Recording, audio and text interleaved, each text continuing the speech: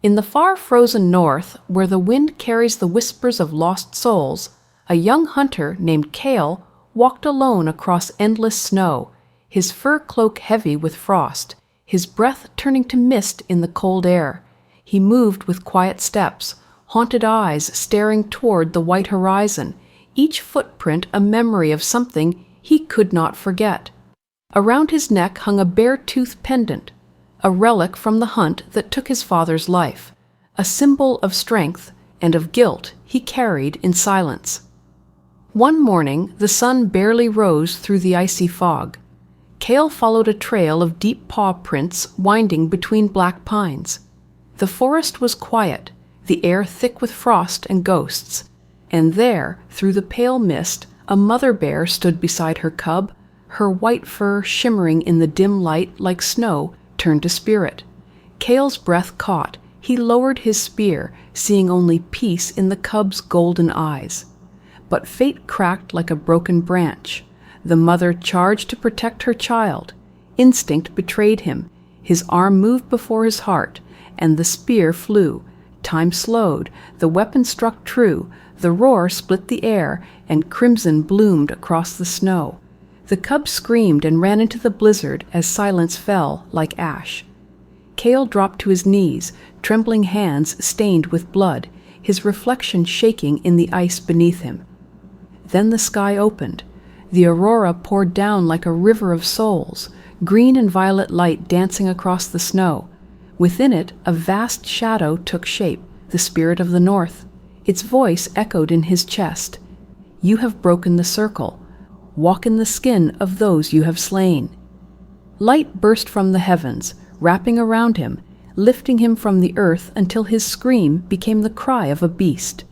When Kale awoke, the world smelled of snow and fear. His hands were paws, his body covered in white fur. He stumbled toward a frozen lake and saw his reflection, human eyes inside a bear's face.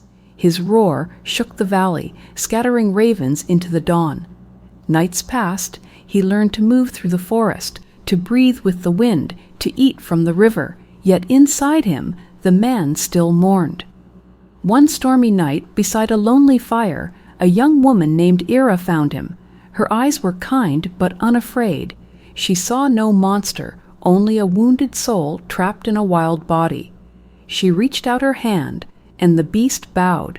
From that night they traveled together, crossing frozen rivers, pulling sleds through storms, their silence bound by trust. Kale guarded her from wolves. Ira warmed his spirit with laughter, and under the aurora they rested side by side like two lost spirits finding home. But dreams returned, the cub's cry beneath the northern lights, the spirit's voice whispering, "Return what you have taken before the light fades forever." At dawn they found the cub trapped in a wooden cage by hunters. Kale roared and charged through fire and arrows, shattering the cage with his claws. Ira screamed his name as an arrow pierced his side, yet he stood firm, shielding her and the cub as snow fell thick like burning ash. He turned toward the cliff's edge, blood mixing with light. Below, the frozen lake glowed like glass beneath the aurora. Kale looked back one last time, eyes calm, heart free, and leapt into the light.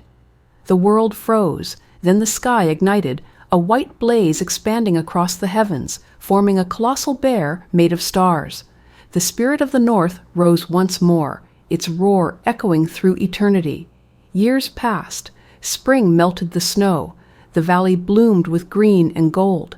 The cub, now grown, walked the same mountain path under a sky washed with color.